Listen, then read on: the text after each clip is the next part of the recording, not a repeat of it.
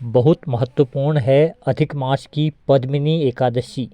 जो फल हजारों वर्ष तपस्या करने से नहीं मिलता, सो फल अधिक मास में आने वाली पद्मिनी एकादशी व्रत, कमला एकादशी व्रत से मिलता है।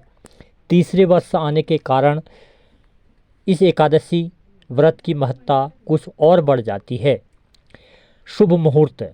इस बार सन 2023 में पद्मिनी एकादशी व्रत या कमला एकादशी व्रत दिनांक 29 जुलाई 2023 दिन शनिवार को मनाया जाएगा। इस दिन यदि एकादशी तिथि की बात करें तो एकादशी तिथि 18:50 अर्थात दोपहर 1:05 तक है। यदि इस दिन नक्षत्र की बात करें तो ज्येष्ठा नामक नक्षत्र 44:55 अर्थात मध्य रात्रि 11:31 तक है। इस दिन विष्टि नामक करण अर्थात भद्रा 18:50 अर्थात दोपहर 1:05 तक है। सबसे महत्वपूर्ण, यदि इस दिन के चंद्रमा की स्थिति को जानें तो इस दिन चंद्रदेव मध्य रात्रि 11:31 तक वृश्चिक राशि में विराजमान रहेंगे। तदुपरांत चंद्रदेव धनु राशि में प्रवेश करेंगे।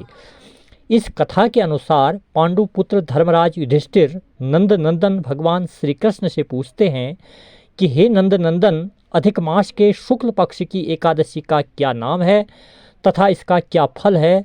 तब नंद नंदन भगवान श्री कृष्ण कहते हैं कि हे धर्मराज युधिष्ठिर, अधिक मास की शुक्ल पक्ष में जो एकादशी आती है उसे पद्मिनी एकादशी या कमला एकादशी कहते हैं।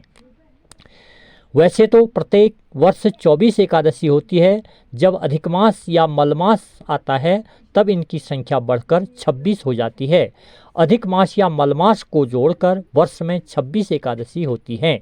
अधिक मास में 2 एकादशी होती हैं जो पद्मिनी या कमला एकादशी होती है, और शुक्ल पक्ष में परमा एकादशी, कृष्ण पक्ष में परमा एकादशी आती है। ऐसा भगवान श्री कृष्ण ने अर्जुन से कहा है। भगवान श्री कृष्ण ने अर्जुन को इस व्रत की कथा बताई थी। भगवान श्री कृष्ण बोले, मलमास में अनेकों गुणों को देने वाली एकादशी का नाम पद्मिनी है।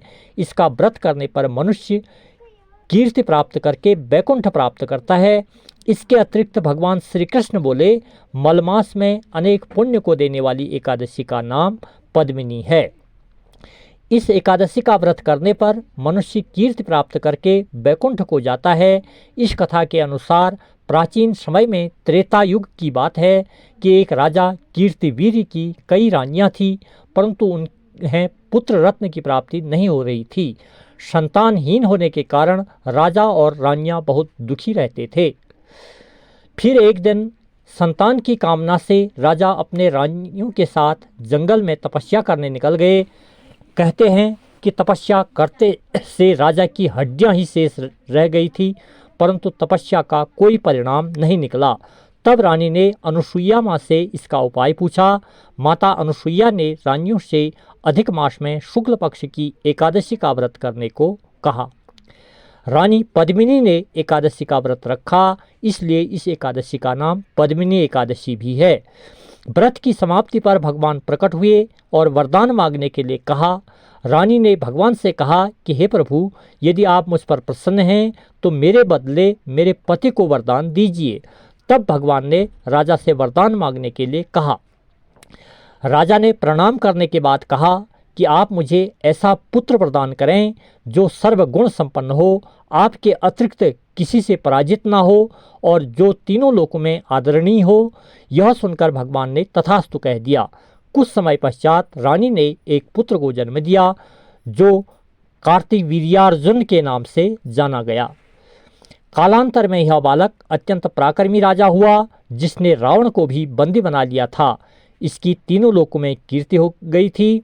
बाद में इसे श्रीहरि विष्णु के अवतार परशुराम जी ने इसका वध किया था। अतः जो फल हजारों वर्ष तपस्या करने से नहीं मिलता, सो फल अधिक मास में आने वाली पद्मिनी एकादशी व्रत से मिलता है।